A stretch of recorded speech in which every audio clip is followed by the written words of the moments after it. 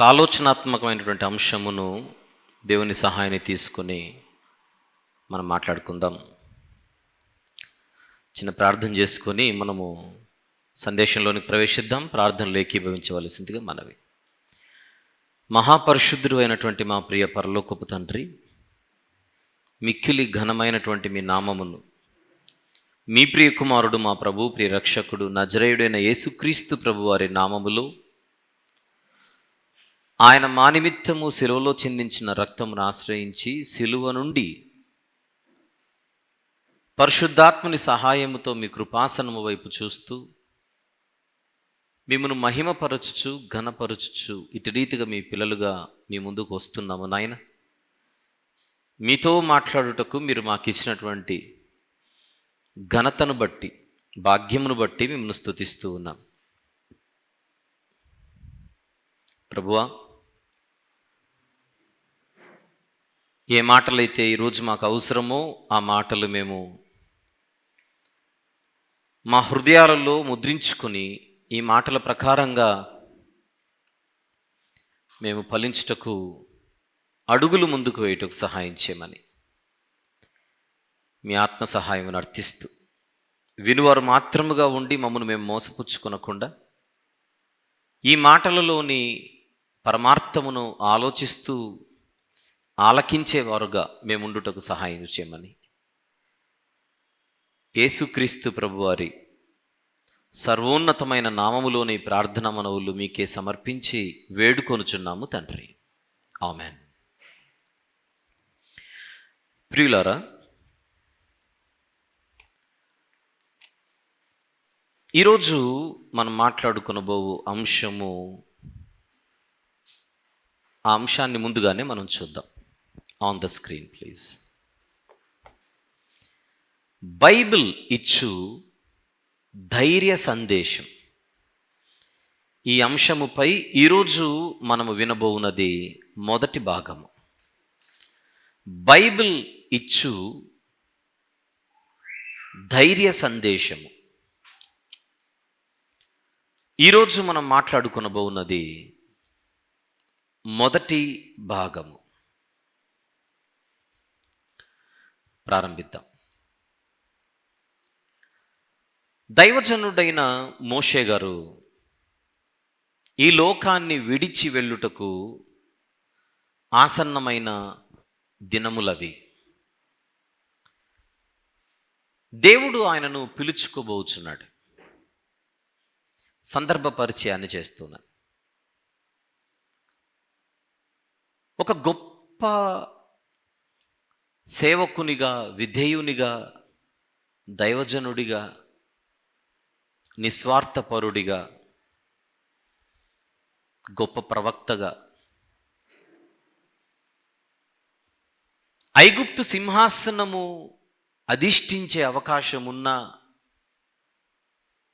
దేవుని ప్రజలతో శ్రమను అనుభవించుట మేలని, క్రీస్తు విషయమైన నింద గొప్ప భాగ్యమని ఎంచుకొని అంతఃపురము వద్దు,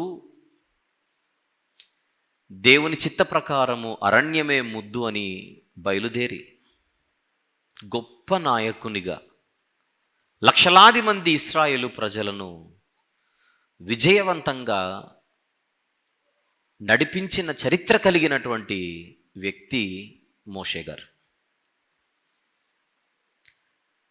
దేవుడు ఆయనకిచ్చినటువంటి జ్ఞానాన్ని బట్టి ఎప్పటికీ నిలిచిపోయే చరిత్రలో నాయకునిగా, లీడర్గా ఆయన మనకు కనబడతాడు. నేటికి ఇశ్రాయేలీలకు మోషే గారు అంటే ఎంతో అభిమానం, గౌరవం. మనకు కూడా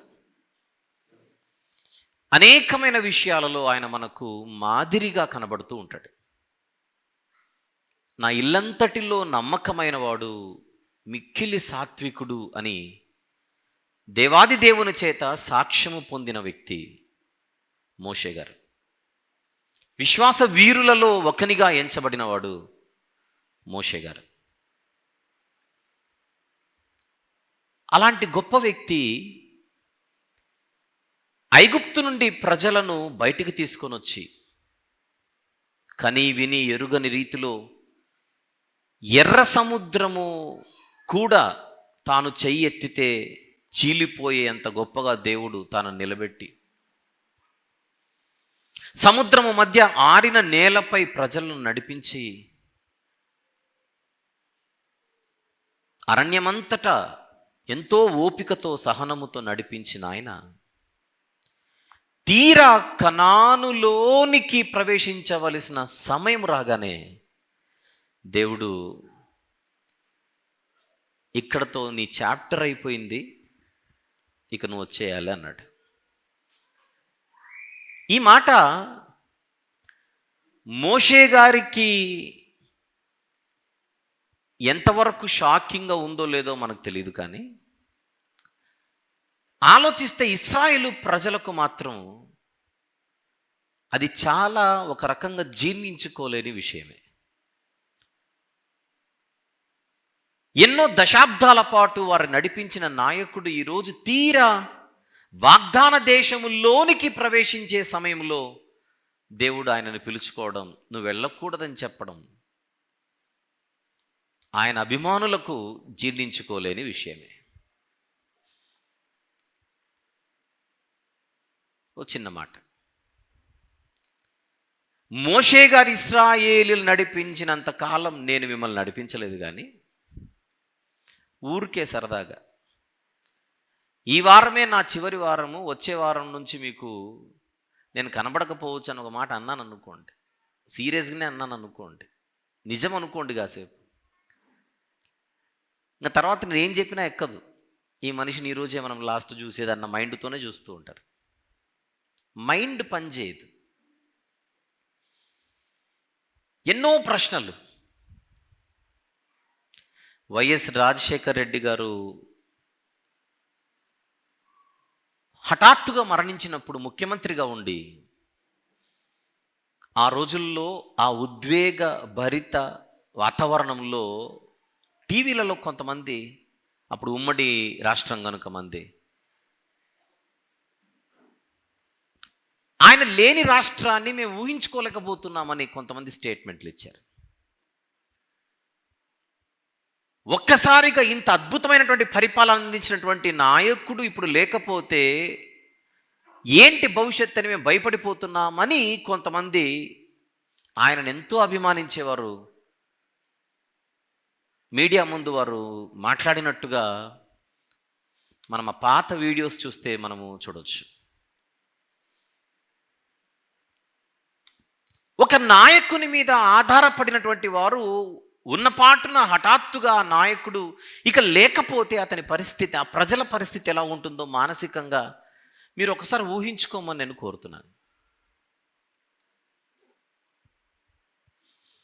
మా నాయకుడే మళ్ళీ ముఖ్యమంత్రి అవుతాడు, మా పార్టీనే మళ్ళీ ప్రభుత్వంలోనికి వస్తుంది అని ఆశించిన వారు ఎలక్షన్ల తర్వాత ఫలితాలు ఒకవేళ తారుమారైతే ఆ వ్యక్తిని అభిమానించేవారు ఎలాంటి మానసిక ఉద్వేగ భరిత పరిస్థితిలోనికి వెళ్ళిపోతారో ఊహించుకోమని అడుగుతున్నాను. మొన్న ఆంధ్రప్రదేశ్లో జరిగినటువంటి అసెంబ్లీ ఎలక్షన్స్లో కూడా తమ అభిమాన నాయకుడు, తాను అభిమానించేటువంటి అభిమాన నాయకుడు ఎమ్మెల్యేగా గెలవలేదని ఒక వ్యక్తికి గుండెపోటు వచ్చి ఆగిపోయి చనిపోయినట్టుగా వార్తల్లో మనం విన్నాం. అలాంటిది ఎంతో మాదిరికరంగా దేవుని యందు భయము భక్తులు కలిగినటువంటి ఈ గొప్ప నాయకుడు ఈరోజు ఇక నేను మీతో ఎక్కువ కాలం నేను ప్రయాణం చేయడం లేదు అని చెప్పినప్పుడు ఆ ప్రజల మానసిక పరిస్థితి ఎలా ఉంటుందో ఊహించుకోమని నేను మిమ్మల్ని అందరినీ కోరుతున్నాను. ఆ సందర్భాన్ని బైబిల్ తెరిచి ఒకసారి చూద్దాం. ద్వితీయోపదేశకాండము 31వ అధ్యాయం. ద్వితీయోపదేశకాండము 31వ అధ్యాయం మొదటి నుండి చూద్దాం. మోషే ఇశ్రాయేలీయులందరితో ఈ మాటలు చెప్పుట చాలించి వారితో మరలా ఇట్లా, నేడు నేను 120 ఏండ్ల వాడునై ఉన్నాను. ఇక మీదట నేను వచ్చుచూ పోవుచూ ఉండలేను. యెహోవా ఈ యొర్దాను దాటకూడదని నాతో సెలవిచ్చెను. ఈ మాట వినగానే ఒక్కసారి అక్కడున్న ప్రజల ఒక మానసిక పరిస్థితి ఎలా ఉంటుందో ప్రాక్టికల్గా ఊహించుకోమని మళ్ళీ నేను గుర్తు చేస్తున్నాను. యేసుక్రీస్తు ప్రభు కూడా నేను మీతో ఇంకెక్కువ కాలం ఉండను అనేసరికి 12 మంది శిష్యులకు గుండెలు పగిలినంత అయిపోయింది. అప్పుడు వెంటనే ఆయన మీ హృదయములను కలవరపడనీయకుడి అని చెబుతున్నాడు. మీ హృదయములను కలవరపడనీయకుడి అనే మాట ఎందుకు చెప్పినట్టు? ఇక నేను మీతో ఉండను అని ఆయన మాట చెప్పగానే శిష్యులు కలవరానికి లోనయ్యారు. కలవరము, ఆందోళన, దిగులు, భయము. కుటుంబం కోసము ఇంటి యజమానులు కొన్ని సందర్భాలలో ఒక 2 సంవత్సరాల కోసము 3 సంవత్సరాల కోసము ఇంటిని వదిలి బయట దేశానికి వెళ్ళాలని వారు సిద్ధపడుతున్నప్పుడు తప్పదు, ఆయన వెళితేనే కుటుంబం నడుస్తుందనేటువంటి పరిస్థితి ఉన్నప్పుడు తప్పనిసరి పరిస్థితుల్లో కుటుంబీకులందరూ కూడా సరే అని చెప్పిన తర్వాత ఆయన ప్రయత్నాలు ప్రారంభిస్తే, వీసా కూడా వచ్చేస్తే, ఫ్లైట్ టికెట్ కూడా బుక్ అయితే, ఇంకొక 3-4 వారాలలో ఆయన ప్రయాణం ఉందని తెలిస్తే ఆ రోజు నుండి ఆ కుటుంబం ఎలా ఉంటుందో ఒక్కసారి ఆలోచించండి. ఇక మా నాన్న ఒక 3-4 వారాలు మాత్రమే ఇంట్లో ఉంటాడన్నమాట. అది పిల్లలకు దిగులు. కుటుంబం కోసం తప్పదు కనుక మా ఇంటి ఆయన వెళ్ళాల్సి వస్తుంది, కానీ ఇంకొక 3-4 వారాలు తప్ప మా ఇంటి యజమాని నా భర్త ఇంట్లో ఉండడన్న సంగతి గుర్తొచ్చినప్పుడంతా ఏడుస్తూనే ఉంటుంది కట్టుకున్న భార్య. ఇక తల్లి గురించి చెప్పాల్సిన అవసరం లేదు. ఒక 2 సంవత్సరాలు, ఒక 3 సంవత్సరాలు వెళ్ళి ఇప్పుడున్న టెక్నాలజీ ప్రకారంగా రోజు కాల్స్ మాట్లాడగలిగే అవకాశం ఉండి, ఆడియో కాల్స్ మాత్రమే కాకుండా వీడియో కాల్స్ కూడా మాట్లాడగలిగే అవకాశం ఉన్నా వ్యక్తి దూరం అవుతున్నాడనంటే అది తట్టుకోలేని పరిస్థితి.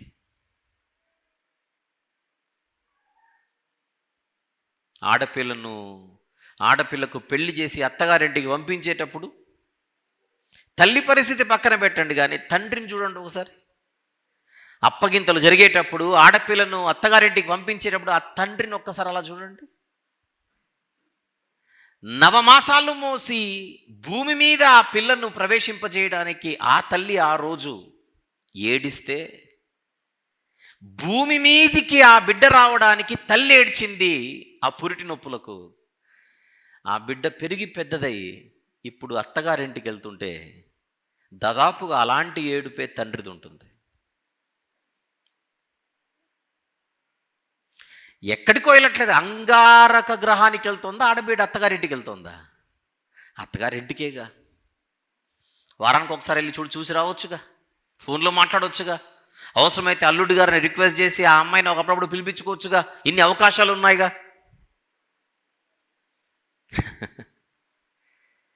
నా బిడ్డ నాకు దూరం అవుతుందిగా, అది బాధ. ఇన్ని ఉదాహరణలు ఎందుకు ఇస్తున్నాను? ఒక వ్యక్తి మనకు దూరం అవుతుంటే తెలియకుండానే బాధ, దిగులు, కలవరం, ఆందోళన ప్లస్ భయము.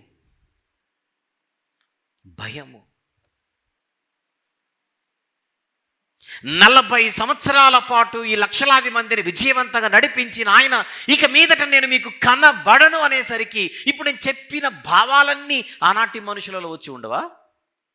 కలవరం, దిగులు, బాధ, ఆందోళన,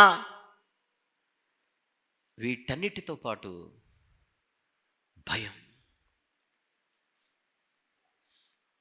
మోషే లేని ఇశ్రాయేలీలు, అది ఊహలో కూడా చాలా ఇబ్బందికరమైనటువంటి పరిస్థితి.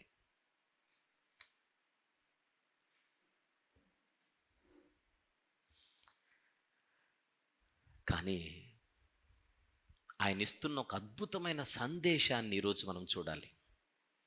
ద్వితీయోపదేశకాండం 31 మొదటి నుంచి మళ్ళీ. మోషే ఇశ్రాయేలీలందరితో ఈ మాటలు చెప్పుట చాలించి వారితో మరలా ఇట్లనెను, నేడు నేను 120 ఏండ్ల వాడనై ఉన్నాను, ఇక మీదట నేను వచ్చుచూ పోవుచూ ఉండలేను, యెహోవా ఈ యొర్దాను దాటకూడదని నాతో సెలవిచ్చాను. భయమేగా ఈ మాట వినగానే. అప్పుడు ఆయన ఇస్తున్న సందేశం చూడండి, 2వ వచనం, క్షమించండి 3వ వచనం. నీ దేవుడైన యెహోవా నీకు ముందుగా దాటిపోయి ఆ జనములను నీ ఎదుట ఉండకుండా నశింపజేయును, నీవు వారి దేశమును స్వాధీనపరుచుకుందువు. ఆ 3వ వచనాన్ని చాలా జాగ్రత్తగా మనం ఆలోచించగలగాలి ఈరోజు. అయ్యా మీరు లేకపోతే ఎలా అని అందరూ ఫీల్ అవుతున్నారుగా ఇశ్రాయేలీయులారా. మీరు లేని ప్రయాణమా, మీరు లేని అడుగులా, మీరు లేని భవిష్యత్తా? అదే గనుక మీ చింత అయితే మీరు ఎరుగవలసిన ఒక నిజం ఇక్కడ ఉందంటున్నాడు ఆయన. మమ్మను ఈ దేశములోనికి, నూతన దేశములోనికి, వాగ్దాన దేశములోనికి, ఈ కనాను దేశములోనికి ఎవరు నడిపిస్తారన్నదే ఒకవేళ మీ ఆందోళన అయితే మీరు తెలుసుకోవాల్సిన నిజం ఒకటి ఉంది. నేనైనా ఒకవేళ వస్తే మీతో కలిసి ప్రయాణం చేస్తానేమో, మీతో కలిసి అడుగులేస్తానేమో. మోషే అనే నేను మీతో కలిసి ఆ దేశంలో ప్రవేశిస్తానేమో, కానీ మిమ్మును నన్ను మనలందరినీ ఇంతవరకు నడిపించిన దేవుడు ఎవరైతే ఉన్నారో, జీవము గల యెహోవా దేవుడు, మీకంటే ముందుగా ఆయన నీకంటే ముందుగా దాటిపోయి ఆ జనములను నీ ఎదుట ఉండకుండా నశింపజేస్తాడు. మొదటి మాట విన్నప్పుడు, మొదటి వార్త విన్నప్పుడు వారిలో పుట్టే కలవరం ఎలాంటిది, 2వ మాట ఆయన చెబుతున్నప్పుడు వారిలో పుట్టవలసిన, నిండవలసిన ధైర్యం ఎలాంటిదో ఆలోచించమని కోరుతున్నా.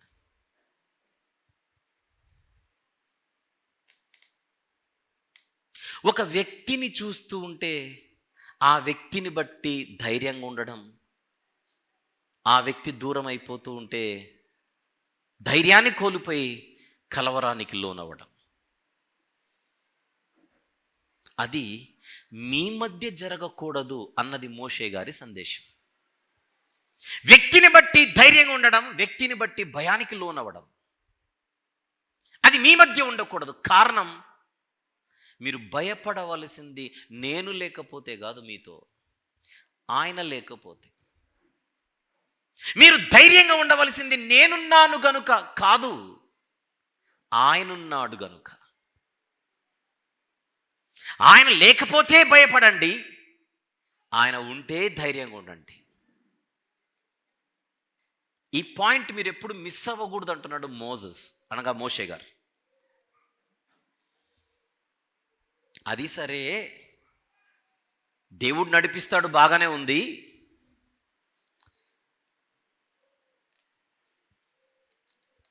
కానీ సీన్లో ఎవరుంటారు, స్క్రీన్ మీద ఎవరుంటారు, నేల మీద ఎవరుంటారు, అసలు ఫిజికల్గా మమ్మల్ని నడిపించడానికి ఎవరుంటారు అనేది మా ప్రశ్న అని ఒకవేళ మీ ప్రశ్న అయితే, 3వ వచనం, యెహోవా సెలవిచ్చి ఉన్నట్లు యెహోషువ నీ ముందుగా దాటిపోవును. దేవుడు నడిపిస్తాడు, బాగానే ఉంది. కానీ నీ సంగతి ఏమిటి? నువ్వు లేకపోతే దేవుడు ఎవరిని వాడుకోగలడు? నీవు లేకపోతే మమ్మల్ని నడిపించడానికి భౌతికంగా ఇక్కడ ఎవరిని నిలబెట్టగలడు అన్న చింత మీదైతే అసలు ఆ చింతనే పక్కన పెట్టండి. ఎందుకంటే మోషే అనే నేను మీకు గొప్ప కావచ్చు, నేను లేకపోతే నా భవిష్యత్తు ఏంటని మీరు ఆలోచించవచ్చు. కానీ నేను మాట్లాడుచున్న దేవుడు మానవుడు కాడు, నరుడు కాడు.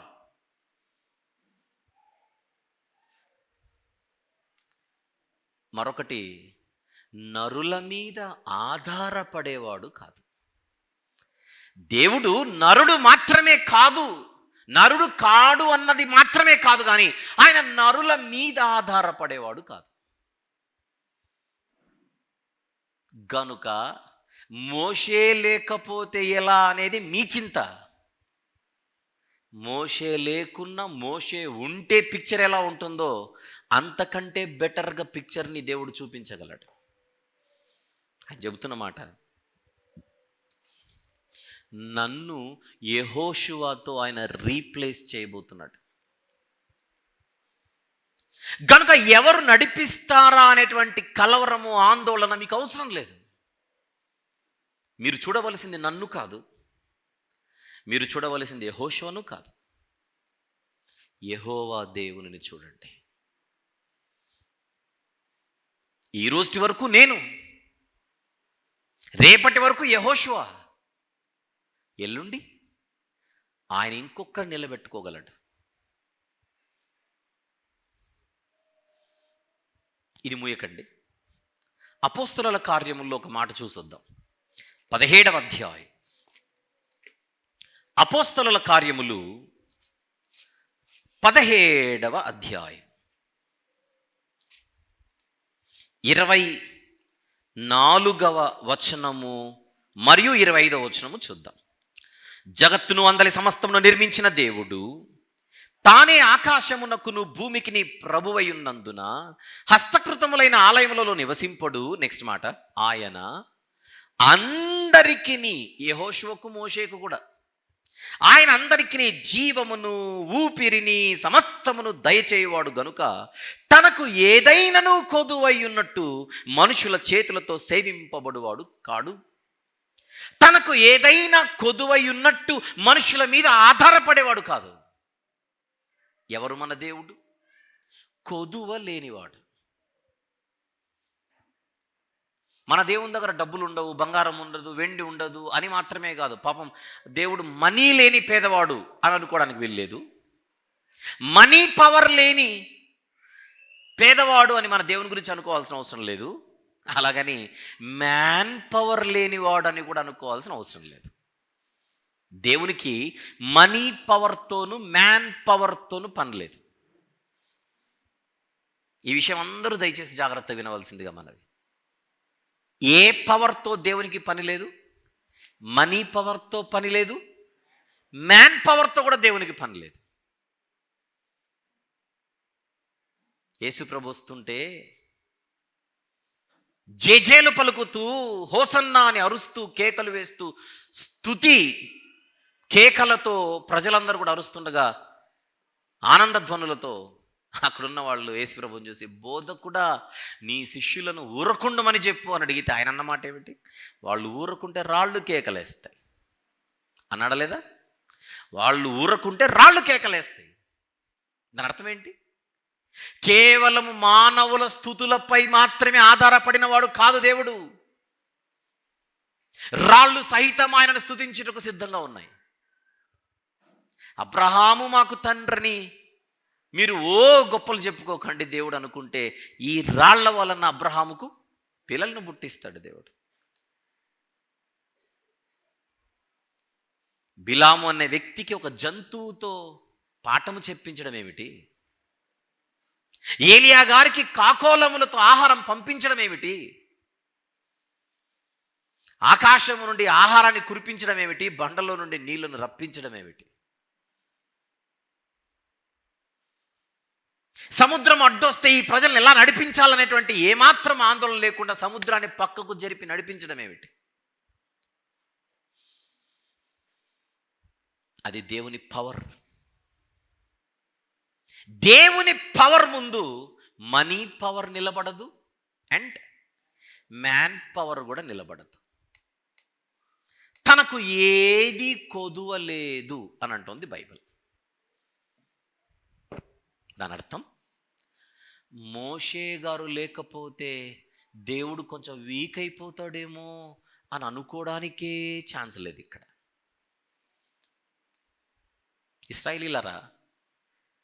Moses is not the secret of your energy. It is God.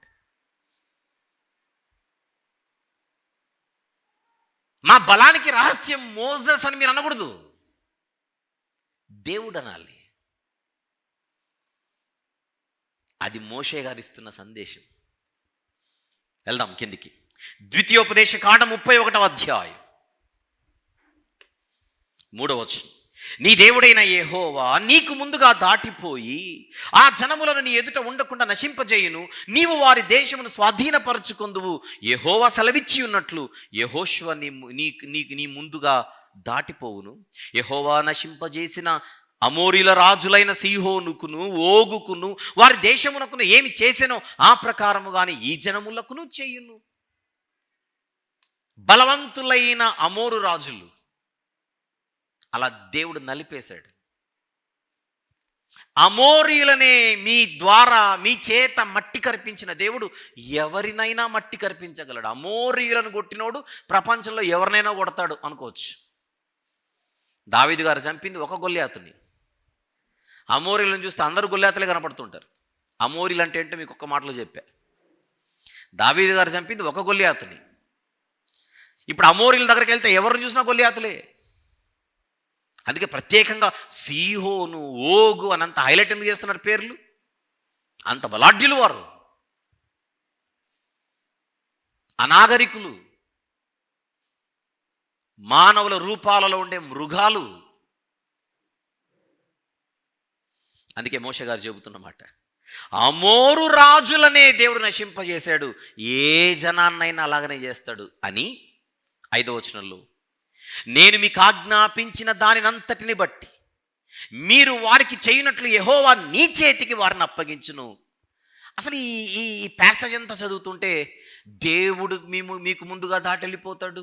ఇంతకు ముందు మీకు విజయాలు అందించిన వాడు కూడా దేవుడే, ఇక మీదట విజయాలు అందించబోయేవాడు కూడా దేవుడే. నేను అని చెప్పట్లేదు ఇక్కడ. ఎక్కడైనా ఇంతవరకు మనం చదివిన వచనాలలో నేను చేసినట్టే యెహోషువ చేస్తాడు అంటున్నాడా? ఇంతవరకు ఈ విజయవంతమైన ప్రయాణానికి ఆయన కారణం. ఇంతవరకు మీకు అందినటువంటి విజయాలకు ఆయన కారణం. మీ బలము ఆయనే, మీ శక్తి ఆయనే, మీ నాయకుడు ఆయనే, మీ ధైర్యము ఆయనే. నెక్స్ట్ మాట చూద్దాం. 5వ వచనంలో చివరి మాట, నిబ్బరము కలిగి ధైర్యముగా ఉండుడి. ఎవరిని బట్టి? యెహోషువను బట్ట? యెహోవా దేవునిని బట్టి. ఇశ్రాయేలు ప్రజలారా, మీరు దేవునికి కనెక్ట్ అయి ఉంటే భయము అన్నది మీ దరిదాపుల్లో ఉండదు. ఇది మోషే గారి మెసేజ్. మీరు దేవుని వైపు చూస్తూ ఉండండి. భయమే మిమ్మల్ని చూసి భయపడాలి. భయానికే భయం పుట్టించే చరిత్ర మీదవుతుంది. భయానికే భయం పుట్టించే చరిత్ర మీదవుతుంది.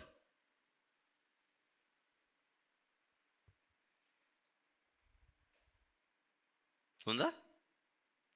నిబ్బరము కలిగి ధైర్యముగా ఉండుడి. నెక్స్ట్ మాట, భయపడకుడి. నెక్స్ట్ మాట, దిగులు పడకుడి.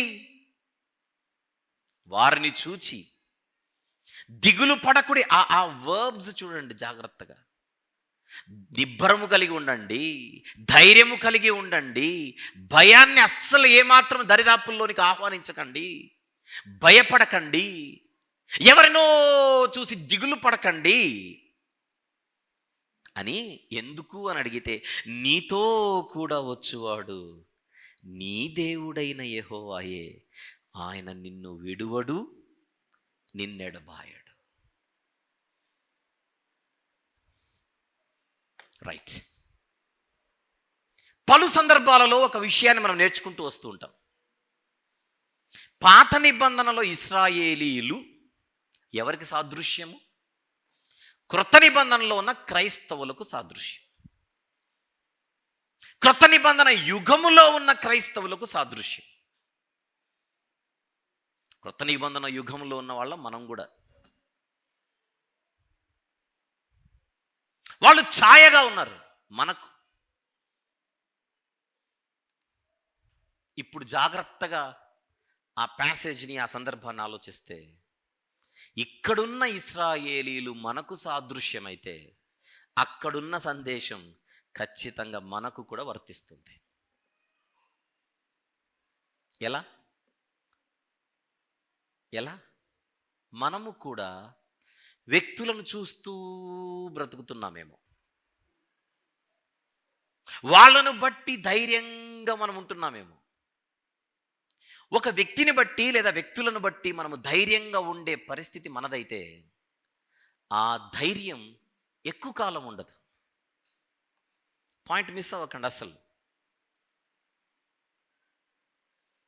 ఒక వ్యక్తిని బట్టి కానీ వ్యక్తులను బట్టి కానీ మనము ధైర్యంగా ఉండే పరిస్థితి మనదైతే ఆ ధైర్యం ఎక్కువ కాలం ఉండదు. ఒక వ్యక్తిని బట్టి, ఒక వస్తువును బట్టి, ఆస్తిని బట్టి, అంతస్తులను బట్టి, ఐశ్వర్యమును బట్టి, భూములను బట్టి, ఇండ్లను బట్టి, బ్యాంకులో బ్యాలెన్స్ను బట్టి, దాచుకున్న బంగారాన్ని బట్టి మనం ధైర్యంగా ఉంటే ఈ ధైర్యం ఎక్కువ కాలం ఉండదు. ఎందుకంటే ఇప్పుడు నేను చెప్పినవన్నీ తాత్కాలికమైనవి గనుక. వ్యక్తి అయినా, వస్తువు అయినా, వాహనమైనా, ఇల్లైనా, పొలమైనా, ఆస్తైనా, అంతస్తైనా, బంగారమైనా, వెండైనా, బ్యాంకులోని సొమ్మైనా,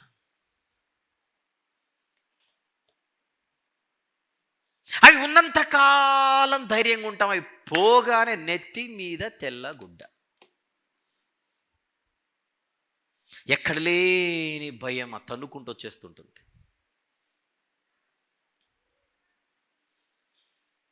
నాకేం పర్లేదండి, గవర్నమెంట్ జాబ్, అబ్బో ఎంత ధైర్యం.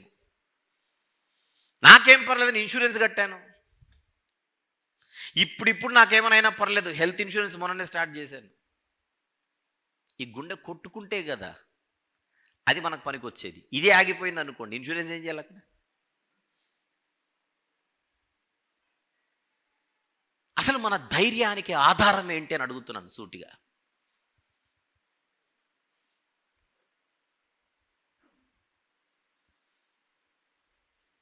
ఇలాంటి కారణాలను బట్టి ఈరోజు మనము ధైర్యంగా బ్రతుకుతూ ఉంటే ఈ ధైర్యం ఒరిజినల్ ధైర్యం కాదు, అసలైన ధైర్యం కాదు, నిజమైన ధైర్యం కాదు.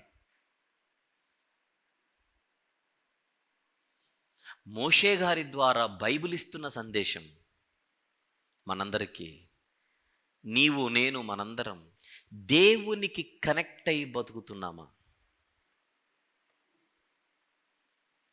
మన ధైర్యానికి దేవునినే ఆధారంగా చేసుకొని జీవిస్తున్నామా?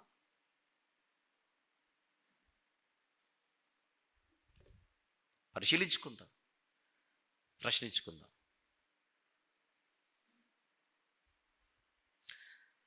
మోషే గారు చెబుతున్న చివరి సందేశాలు ఇవి. చివరి పుస్తకం మోషే గ్రంథములని పిలుచుకునే పంచకాండాలలో చివరి పుస్తకం అది. చివరి పుస్తకములో చివరి అధ్యాయాలు అవి.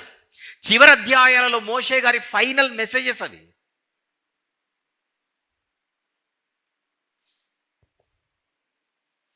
ఇశ్రాయేలీయులతో ఈ మాట చెప్పిన ఆయన 7వ వచనంలో ఏం మాట్లాడుతున్నాడో చూద్దాం. మరియు మోషే యెహోషువను పిలిచి, నీవు నిబ్బరము కలిగి ధైర్యముగా ఉండు. ప్రజలే కాదు, జాషువా నువ్వు కూడా. ఎందుకంటే ప్రజల్లో ఒకడే యెహోషువ. ఏలియా గారు వెళ్ళిపోతుంటే ఎలీషా గారు కలవరపడ్డాడు. నా తండ్రి నా తండ్రి నువ్వు లేకపోతే ఎలా అయ్యా అని కేకలు వేశాడు ఎలీషా గారు. కానీ ఏలియా గారి తర్వాత దేవుడు నిలబెట్టుకొని చిన్నది ఎలీషా గారేగా. అయినప్పటికీ ఏలియా గారు లేని జీవితాన్ని, ఏలియా గారు లేని భవిష్యత్తును ఎలీషా గారు ఊహించుకోలేకపోతున్నాడు. అలాంటి పరిస్థితే కదా యెహోషువ గారిది కూడా. ఏం జాషువా రెడీనా, నేను వెళ్ళిపోతున్నాను అన్నాడు మోషే గారు. గురుగారు మీరు లేకపోతే ఎలా అండి? మీరు ఎన్నైనా చెప్పండి, నా వల్ల కాదు మీరు లేకపోతే. నీ ఇంట్లో నువ్వు కన్న పిల్లలైనా నీతో సరిగా తిరిగారో లేదో నాకు తెలియదు, కానీ వాళ్ళకంటే ఎక్కువగా నేను తిరిగాను నీతో. కానీ తన ఆత్మీయ వారసునికి ఆయన ఇస్తున్న సందేశం, యెహోషువను పిలిచి 7వ వచనం, నీవు నిబ్బరము కలిగి ధైర్యముగా ఉండు. నాయకుడా, కాబోయే నాయకుడా, నీవు ధైర్యంగా ఉండాలి. యెహోవా ఈ ప్రజలకిచ్చుటకు వారి పితరులతో ప్రమాణము చేసిన దేశమునకు నీవు వీరితో కూడా పోయి దానిని వారికి స్వాధీనపరచవలెను. నీకు అర్థమవుతుందా జాషువా? సామాన్య ప్రజలతోనే మీరు ధైర్యంగా ఉండాలని చెబుతున్నాను దేవునిని బట్టి. వారిని నడిపించే నాయకుడు అయిన నీవు వారికంటే ఒక మెట్టు ఎక్కువ ఉండాలి తప్ప ధైర్యం విషయంలో వాళ్ళు నిన్ను ధైర్యపరిచే పరిస్థితిలో ఉండకూడదు. ఇంతమంది ఎదుట ఒక లీడర్గా, ఇంతమంది నడిపించే నాయకునిగా వారికంటే ఎక్కువ ధైర్యం నీలో ఉండాలి. నాయకుడా, నువ్వు బలహీనుడివి కాకూడదు.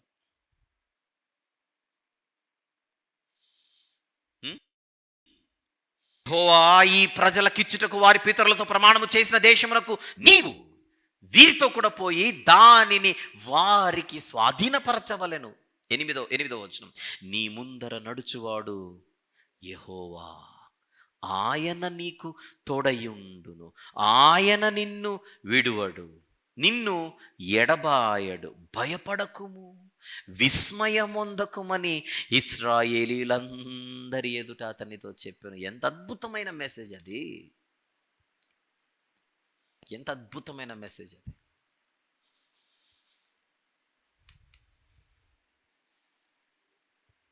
ఎలా ఎలా తమరికంటే ఎక్స్పీరియన్స్ ఉంది, తమరికంటే ఎక్స్పోజర్ ఉంది, మీరేమో దేవునితో ఎక్కువ కనెక్ట్ అయినటువంటి వారు, మీరు నడిపించినట్టుగా నేను నడిపించగలనా అనే కలవరం వద్దు నీకు జాషువా.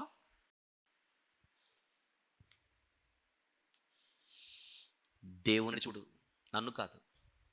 నీ ముందర నడిచేవాడు దేవుడే గాని నేను కాదు. 8వ వచనం, నీ ముందర నడుచువాడు యెహోవా.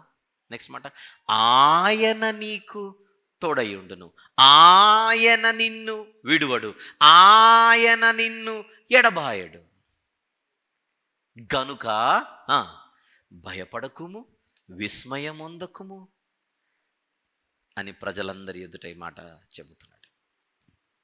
అంటే దీని అర్థం, నాయకుడు ఎవరైనా సరే, ఏ స్థాయిలో ఉన్నవాడైనా సరే, ఆ నాయకుడికి బైబిల్ ఇచ్చే సందేశం ఏమిటి?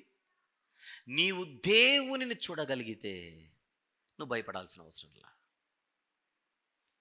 నీవు దేవునికి కనెక్ట్ అయి ఉండగలిగితే నీవు దిగులు పడాల్సిన అవసరం లేదు, విస్మయం పొందాల్సిన అవసరం లేదు. అంటే ఏ నాయకుడైనా, ఏ స్థాయిలో ఉన్న నాయకుడైనా దేవునికి కనెక్ట్ అయి ఉండాలి. అప్పుడే తన లీడర్షిప్కి ఒక మీనింగ్ ఉంటుంది. అతను మాత్రమే ఒక విజయవంతమైనటువంటి నాయకుడు అవుతాడు అని బైబిల్ ఇస్తున్న సందేశం ఇది. ఇక్కడ ఎవరైనా లీడర్స్ ఉన్నారా? బై ద వే, ఎనీబడి ఇక్కడ ఎవరైనా లీడర్స్ ఉన్నారా? లేరు.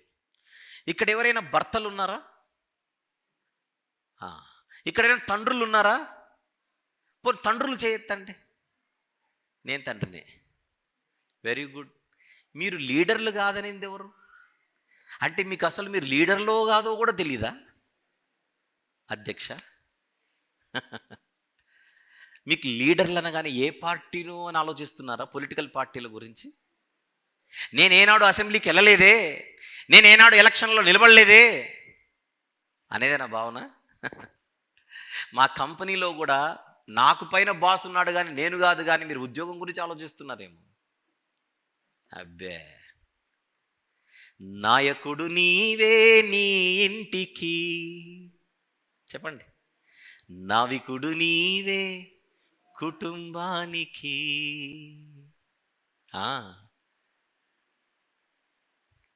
పురుషుడు ప్రతి భర్త నాయకుడు, ప్రతి తండ్రి నాయకుడు ద్వితీయోపదేశకాండ 31వ అధ్యాయంలో 7-8 వచనములు మనము చదివితే ఒక నాయకునికి బైబిల్ ఇస్తున్న సందేశం ఏమిటి? నువ్వు యెహోవా దేవునిని చూడు, ఆయన వైపు చూస్తూ బ్రతుకు అని. ఎందుకు అని అడిగితే 7వ వచనంలో ఈ ప్రజలను వాగ్దాన దేశమునకు నడిపించవలసినది నీవే. అగైన్ ఒక నాయకునితో బైబిల్ ఏం చెబుతోంది? ఈ ప్రజలను వాగ్దాన దేశమునకు నడిపించవలసినది నీవే. ఏ ప్రజలను? వినపడట్లా? మళ్ళీ ఇశ్రాయేలీలు అంటారు. మనకంటూ ఒక ఫ్యామిలీ ఉందిగా, ఆ కుటుంబంలో భార్య పిల్లలు ఉన్నారుగా, ఆ ప్రజలు. అబ్బో మీరు అప్పుడే ఇశ్రాయేలీల దగ్గరికి వెళ్ళిపోదామని, అక్కడ యెహోషువ గారు ఉన్నారు, చూసుకుంటారు. ఇక్కడ గురించి ఆలోచిద్దాం. బైబిల్ ఇస్తున్న మెసేజ్ ఏమిటి? ఈ ప్రజలను కనాను దేశమునకు నడిపించవలసినది నీవే అనగానే ఎవరికి వాళ్ళు ఏ ప్రజలు అనగానే వెంటనే నీకు రేషన్ కార్డు ఉంటే తెచ్చుకో, లిస్ట్ కనపడుతుంది అంటాడు దేవుడు. అంతే. నీకు భార్య ఉందా, పిల్లలున్నారా, కుటుంబం ఉందా, ఆ కుటుంబంలో సభ్యులున్నారా, ఆ సభ్యులను నీవే వాగ్దాన దేశమునకు నడిపించాలి. అంటే ప్రతి కుటుంబములోని భర్త, ప్రతి కుటుంబములోని తండ్రి దేవుని నుండి ఒక బాధ్యత ఇవ్వబడ్డాడు. ఆ బాధ్యతే కుటుంబాన్ని వాగ్దాన దేశముకు నడిపించాలి. దశను దిశను చూపించి నిర్దేశించు, దేవుని వాక్యాన్ని వారికి ఉపదేశించు. నాయకుడు నీవే నీ ఇంటికి, నావికుడు నీవే కుటుంబానికి అని మనము పాట రాసింది దీనికే.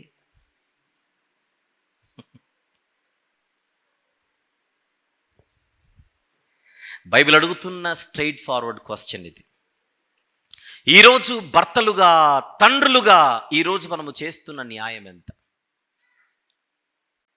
ఇక్కడ జోక్ ఏంటంటే మనమే అనేక సార్లు భయపడిపోతుంటాం, మనమే అనేక మార్లు కలవరానికి లోనవుతుంటాం, మనమే అనేక మార్లు భయాందోళనకు గురవుతుంటాం. ఎందుకు భయం? ఎందుకు ఆందోళన? ఎందుకు కలవరం? ఎందుకు బలహీనత? దీనికి కారణం మనం ఆయనకు కనెక్ట్ అవ్వవలసినంతగా కనెక్ట్ అవ్వక, ఆయనకు కనెక్ట్ అవ్వవలసినంతగా కనెక్ట్ అవ్వక. కారణాలు ఏవైనా ఉండొచ్చు. నాకు అప్పులు ఎక్కువ ఉన్నాయండి, భయం. ఇబ్బందులు ఉన్నాయండి, భయం. ఇరుకులు ఉన్నాయండి, భయం. ఇంకా ఉద్యోగాన్ని బట్టి భయం, వ్యాపారం సరిగా జరగట్లేదు, భయం. అబ్బో ఇన్ని మనము చెప్పినా, ఒకవేళ మైక్ ఉంటే అంబానీ గారిని ఇంటర్వ్యూ చేస్తే ఆయనకు కూడా చాలా భయాలు ఉంటాయి. ఇప్పుడు ధనవంతులకు భయం ఉండదు అనుకుంటేలా? ధనవంతులకే నిద్ర సరి రాదట డాక్టర్లు చెప్పే మాట. ధనవంతులకే నిద్ర సరి రాదు, వాళ్ళకు భయాలు ఉన్నాయి.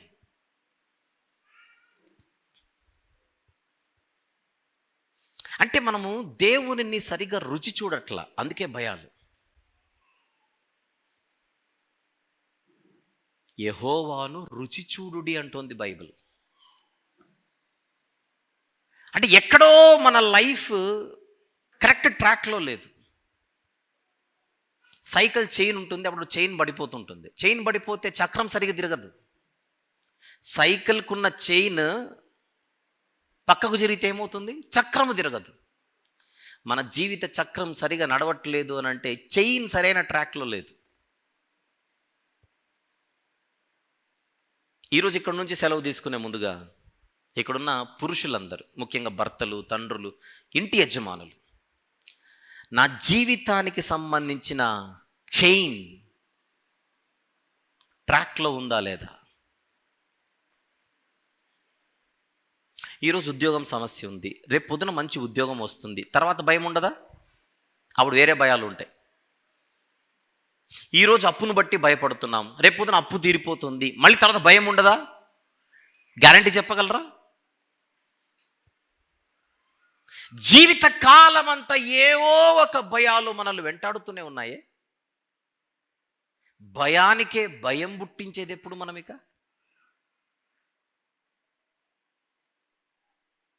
నాకు ఈరోజు ఈ సమస్య ఉందని మీరు చెప్పొచ్చు, పోనీ ఈ సమస్యకు పరిష్కారం దొరుకుతుంది రేపు. సమస్యలు ఎప్పుడు ఉంటాయి, భయాలు ఎప్పుడు మన చుట్టూ ఉంటాయి. కానీ మనము దేవునికి కనెక్ట్ అవ్వగలిగితే చూడండి, అసలు ఆ ధైర్యమే వేరు. ఊరికే రాయించలేదు దేవుడు ఈ మాటలు, అనవసరంగా రాయించలా.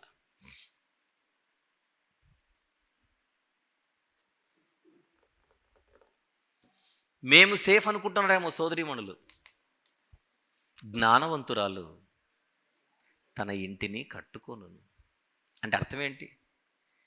ఆయన తర్వాత నెక్స్ట్ యజమాని మీరే. ఇంటికి ఇల్లాలు దీపం, అందమైన ఇంటికి ఇల్లాలే కదా దీపము. తప్పు చేసి ఇంటిని కూల్చుకోకు సోదరి అని ఒకప్పుడు పాట రాశాను. ఎందుకు ఈ మాట? ఎందుకు ఈ మాట? ఆయన మాత్రమే నాయకుడు అనుకుంటే పొరపాటు. ఆయన మాత్రమే నాయకుడు అనుకుంటే పొరపాటు. ప్రతి కుమారునికి, ప్రతి కుమార్తెకు తల్లి కూడా నాయకురాలే. ఇంటిలోని పిల్లలకు తల్లి నాయకురాలు కాదనిందెవరు? తల్లిదండ్రులు ఇద్దరు పిల్లలకు నాయకులే అవుతారు. తల్లిదండ్రులు ఇరువురు కూడా పిల్లలకు నాయకులే అవుతారు.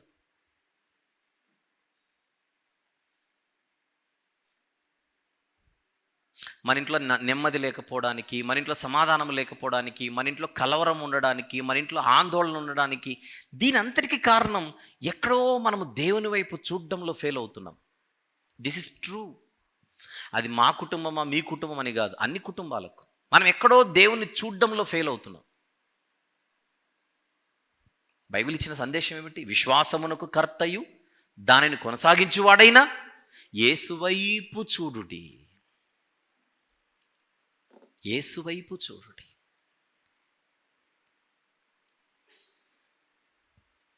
యెహోషువ గ్రంథం.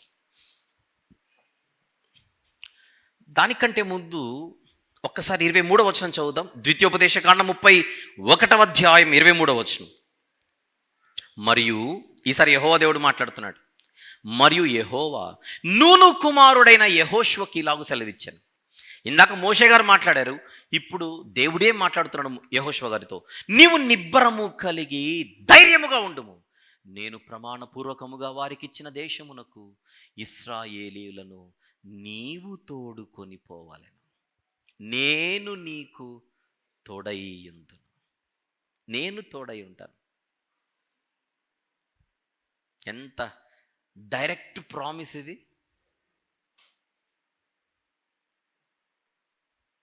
నా ప్రజలను నేను కోరుకున్న స్థలానికి, బాగా విందాం ఈ పాట, ఈ పాయింట్ ప్లీజ్ ఎవ్రీబడి. నా ప్రజలను నేను కోరుకున్న స్థలానికి మీరు నడిపించడానికి సిద్ధమైతే నేను మీకు తోడుగా ఉంటాను. ఇది దేవుని వాగ్దానం. యెహోషువ గారికి ఇస్తున్న ప్రామిస్ అదే.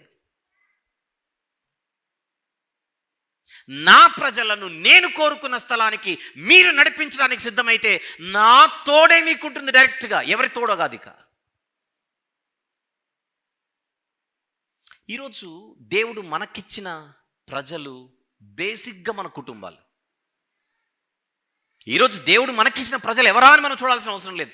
మన ఇల్లే, మన కుటుంబమే, మన కుటుంబీకులే. వారిని దేవుడు కోరుకున్న స్థలానికి నడిపించడానికి మనం సిద్ధమైతే దేవుడు అంటున్నాడు, నన్ను చూడు, నా వైపు చూడు, నాతో కనెక్ట్ అయి ఉండు. I will lead you, I will guide you. నేను నడిపిస్తాను నిన్ను. ఈ వాగ్దానం స్త్రీలకు కూడా. ఎందుకంటే నాయకుడు అనగానే మనం పురుషుని మాత్రం ఊహించుకోకూడదు.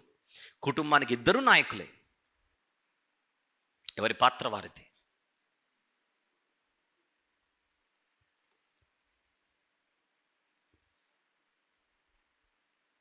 ఇప్పుడు మీలో ఎవరైనా యవనస్తులు, నాకు పెళ్ళే కాలేదు, నేను సేఫ్ అనుకోవడానికి లేదు ఇక్కడ. ఎందుకు? మీ ఇంటోళ్ళు ఇక్కడ లేక మీరు మాత్రమే ఉంటే, ఓ తమ్ముడా, ఓ చెల్లి, ఇప్పుడు మీ ఇంటి వారిని నడిపించడానికి ఇప్పుడు మీరే నాయకులు కావాలి. అర్థమైందా? అమ్మయ్య నేను సేఫ్ అని భుజాలు తడుపుకోవాల్సిన అవసరం ఏం లేదు.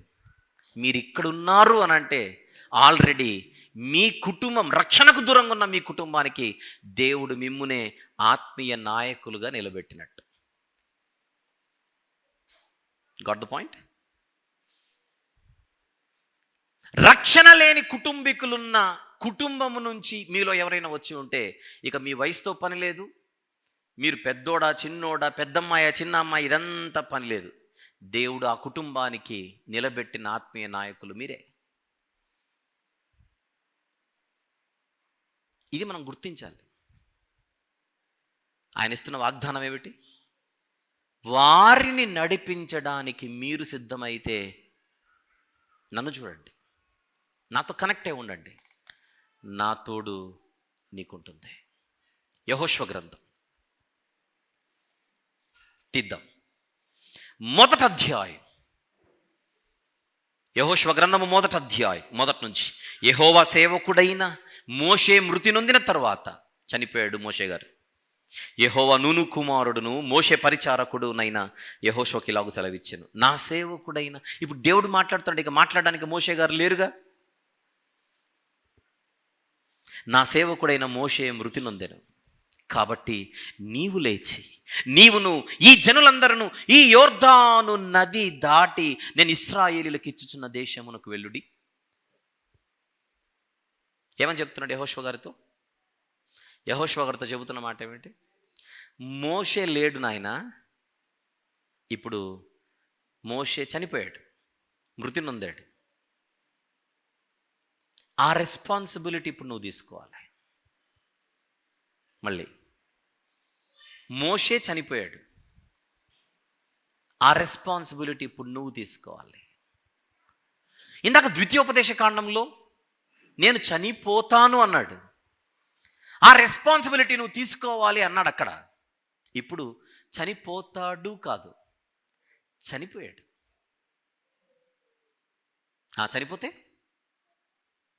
చనిపోతే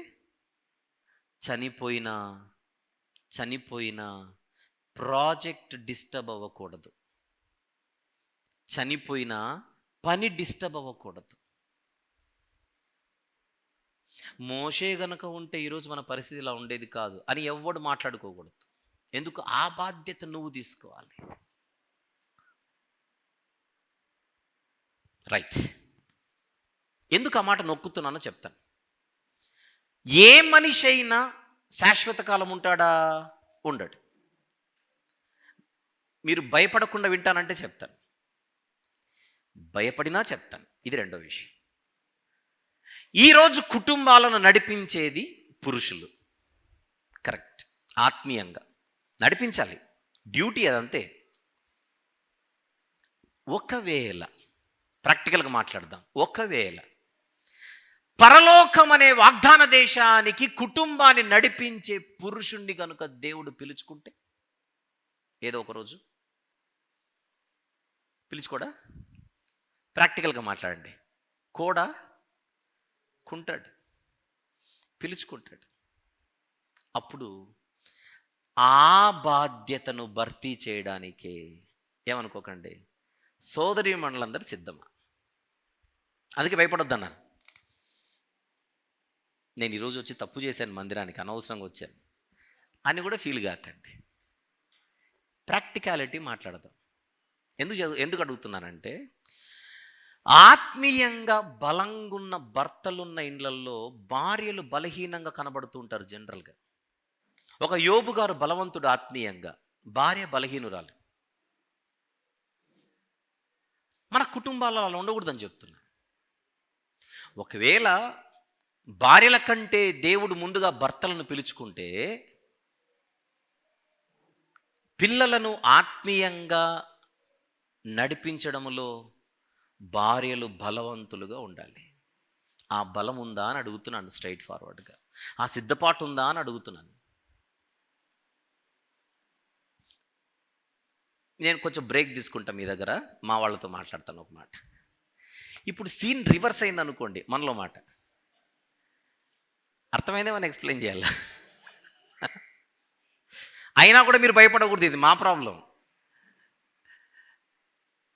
ఒకవేళ దేవుడు మనకంటే ముందుగా వాళ్ళని పిలుచుకుంటే, స్టిల్ మన కుటుంబంలో పిల్లలు ఉంటారుగా, వాళ్ళు నడిపించడానికి మనం సిద్ధమా? మన కుటుంబీకులను నడిపించడానికి మనం సిద్ధమా?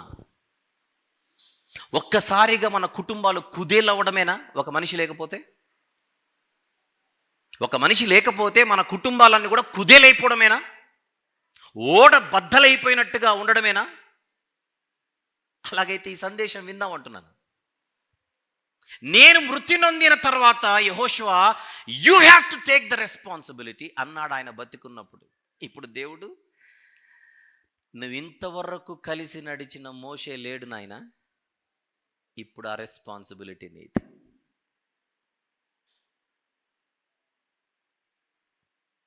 ఈరోజు మెసేజ్ మనకే ఇది. మనకి ఈ ప్రిపరేషన్ ఉందా అని అడుగుతున్నా నేను.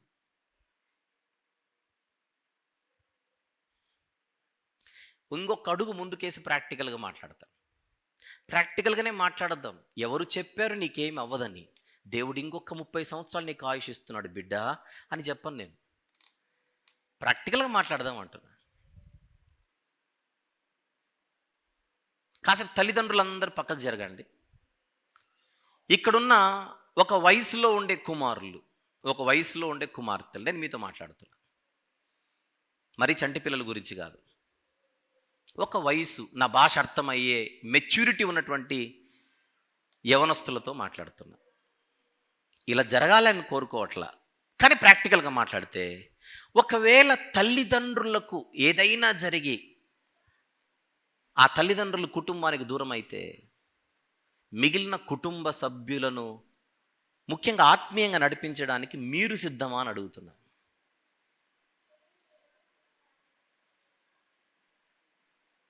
మా కుటుంబంలో అది జరిగింది, ఎందుకే చెబుతున్నాను. నాకు 2 తమ్ముళ్ళు 2 చెల్లెళ్ళు, మీకు తెలుసు. నాకు శాంసన్ పీటర్స్కి పెద్ద వయసులో తేడా లేదు. కానీ మా ఇద్దరి తర్వాత పుట్టిన మిగిలిన 3 మాకంటే వయసులో చాలా చిన్నవారు. ఎక్కువ గ్యాప్ వచ్చింది మాకు వారికి. వారు చిన్నగా ఉన్నప్పుడే కుటుంబ యజమాని అయిన మా నాన్న చనిపోయాడు. కానీ దేవుని మహాకృపను బట్టి ఆ 3 తండ్రిలాగా మేము చేయి పట్టుకొని నడిపించగలిగాం. అదెందుకు జరుగుతుంది అని మీరు అనుకోకుండా, మా ఫ్యామిలీనే ముందు పెడుతున్నా నేను. అలా ఎందుకు జరుగుతుంది అని అనుకోకుండా నా ఫ్యామిలీనే ముందు పెడుతున్నా నేను.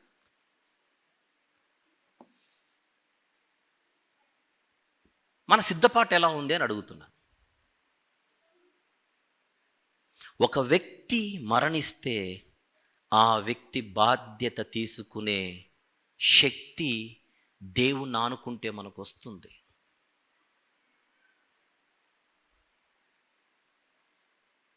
యెహోషువ, నా సేవకుడైన మోషే మృతి నొందెను, మొదటి వచనం. కాబట్టి ఆ మాట చూడండి, 2వ వచనం. కాబట్టి అంటే అర్థం ఏంటి? అందుచేత నువ్వేం చేయాలి? నీవు లేచి, నీవును ఈ జనులందరూ ఈ యోర్దాను నది దాటి నేను ఇశ్రాయేలీయులకు ఇచ్చుచున్న దేశమునకు వెల్లుడి అంటే అర్థం ఏంటి? వెల్లుడి అంటే అర్థం ఏంటి? కంటిన్యూ యువర్ జర్నీ, సాగిపోవుడి. వెల్లుడి అంటే సాగిపోమన్నట, ఆగిపోమన్నట, సాగాలి. ఏ దేశమునకైతే మీరు ప్రయాణము కట్టారో ఐగుప్తు నుంచి బయటికి వచ్చి ఆ దేశము వైపు మీ ప్రయాణము సాగాలి. ఎప్పుడు సాగాలి? ఇంతవరకు మనల్ని నడిపించిన వాడు లేకపోయినా సాగాలి. ఆ బాధ్యత మరొకరు తీసుకొని ముందుకు నడిపించాలి. నేను ఎవరి గురించి మాట్లాడట్లా, అందరి కుటుంబాల గురించే మాట్లాడుతున్నా. మనవి చేరుకోవలసిన దేశానికి సాగిపోయే జీవితాల, ఆగిపోచున్న జీవితాల పరిశీలించుకుందాం. సాగాలి, సాగాలి. సాధ్యమా? సాగిపోవుట సాధ్యమా అడుగుతున్నాను, చెప్పండి. సాధ్యమే. ఎప్పుడు సాధ్యం అది? మనం ఆయన్ను చూస్తే, ఆయన మనకు అర్థమైతే, మనం ఆయనకు కనెక్ట్ అయితే, మనం ఆయనతో ఉంటే, ఆయనను బట్టి ధైర్యంగా ఉంటే, ఆయన అర్థమైతే భయము లేదు, దిగులు లేదు, ఇంకా కలవరము లేదు, ఓన్లీ ధైర్యం. చిన్నపిల్లలు ఈ మధ్య బాగా పాడతారు పాట, మైటీ జీసస్ తోడుంటే. పాడండి సండే స్కూల్. మైటీ జీసస్ తోడుంటే భయమే లేదు, సే భయమే లేదని పిల్లలు పాడుతుంటారు. కరెక్టే. మైటీ జీసస్ తోడుంటే భయమే లేదు. కరెక్టే. పసిపిల్లలు పాడే అద్భుతమైన పాట అది. మైటీ జీసస్ తోడుంటే భయమే లేదు. మైటీ జీసస్ అంటే శక్తివంతమైన యేసు. సాగాలి, ఆగకూడదు, బలహీన పడకూడదు. నో, బలహీన పడకూడదు. దేవుని పిల్లలు బలంగా ఉండాలి, ప్రయాణం ముందుకు సాగాలి. ఒక విషయం చెప్పి ముగిస్తాను. ఇది మొదటి భాగం, ఈ అంశానికి ఇది మొదటి భాగం. రెండో భాగం మాట్లాడుకుందాం తర్వాత. ఈ మొదటి భాగంలో అందరికీ వాస్తవాలు అర్థమయ్యాయిగా. ఈరోజు ఇక్కడ నుంచి సెలవు తీసుకునే ముందుగా మనల్ని మనం పరిశీలించుకుందాం. మనం బలహీనులుగా ఉన్నామా, బలంగా ఉన్నామా? మన కుటుంబాలు ఎలాగున్నాయి? భవిష్యత్తును గురించిన సిద్ధపాటు మనకుందా?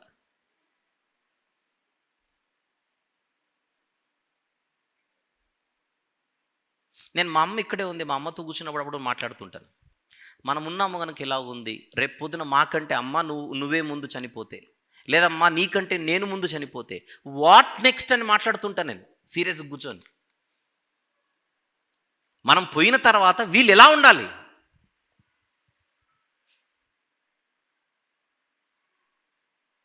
శుభమాని మంచి మాటలు మాట్లాడుకోకుండా నీకేం పోయే కాలం వచ్చింది, ఇవన్నీ మాట్లాడతారు మీరు కొంపలో అనుకోకూడదు. ఖచ్చితంగా పోయే కాలం అందరికీ ఉంది, నాకే కాదు. ఏదో ఒక రోజు పోతాం. పోయేలోపు సిద్ధపడద్దు, వెళ్ళేలోపు సిద్ధపడద్దు. సిద్ధపడాలి, కుటుంబీకులను సిద్ధపరచాలి. చావుకు భయపడితేలా? చావుకు భయపడితేలా? మనం చనిపోయే టైంకి దూతలు రెడీగా ఉండాలి గేట్ దగ్గర. ఎన్నోసార్లు చెప్పాను నేను, క్రైస్తవునికి మరణం అంటే ఎలాంటిది? అది కరెక్ట్. వాహనం. వేరే లోకానికి మనల్ని తీసుకుని వెళ్ళడానికి దేవుడు పెట్టిన డ్రైవర్ పేరే మరణం. క్రైస్తవుడికి మరణం అంటే, మరణం అనేది డ్రైవర్. బయట కార్ రెడీగా పెట్టింటాడు అంతే. మనం చనిపోయే ముందు మరణాన్ని రెడీగా ఉన్నావా అని అడగాలి. చిత్తము రాజా అంటుంది మరణం, వస్తున్నాను, బండి తుడిచిపెట్టాను అంతే. మనల్ని ఎక్కించుకొని భక్తుల గుంపులో చేర్చుటకు దేవుడు, మనం ప్రయాణం చేయవలసిన వాహనానికి దేవుడు పెట్టిన డ్రైవర్ పేరే డెత్. అంతే. మరణానికి భయపడ్డం ఏంటి, డ్రైవర్కి భయపడినట్టు ఉంటుంది. అబ్బే బాగలేదు ఇది. భక్తుల మరణము యెహోవా దృష్టికి విలువైనది.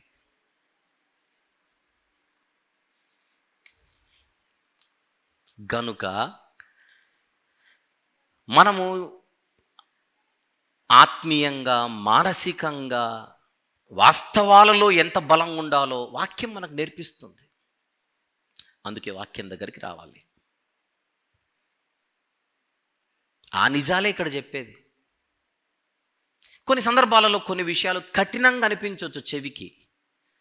అనిపించినా పర్లేదు, ఆలోచించండి. కఠినంగా అనిపించినా తప్పు లేదు, ఆలోచించండి.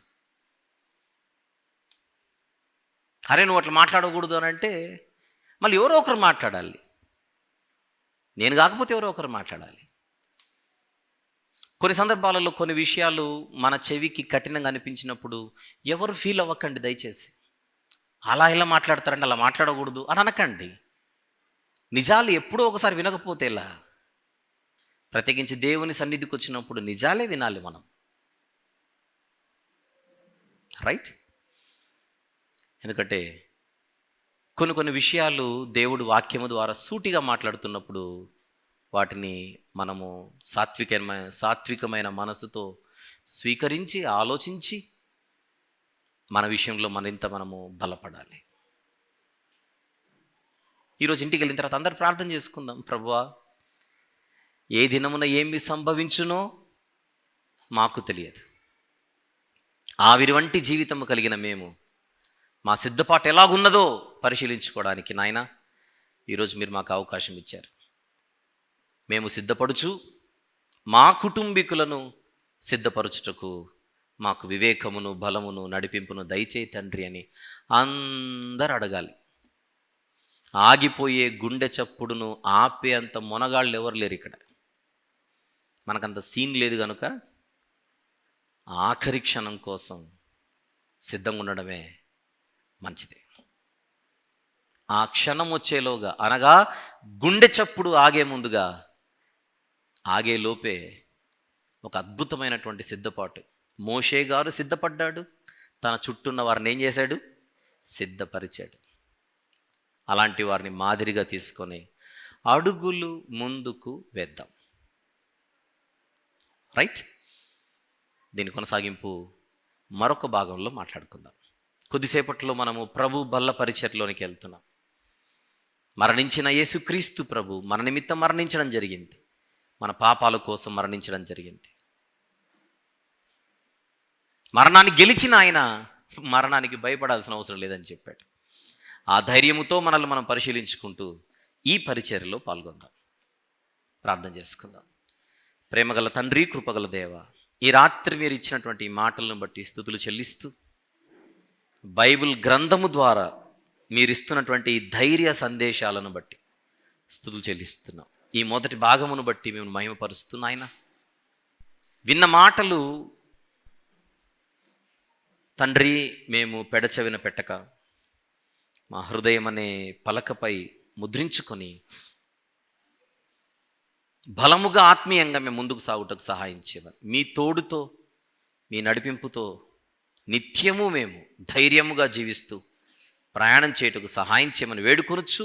మిగిలిన భాగాలను కూడా దీవించమని యేసుక్రీస్తు ప్రభువారి మిక్కిలి ఘనమైన నామములు ప్రార్థన మనవులు మీకే సమర్పించి వేడుకొనుచున్నాము తండ్రి. Amen, amen.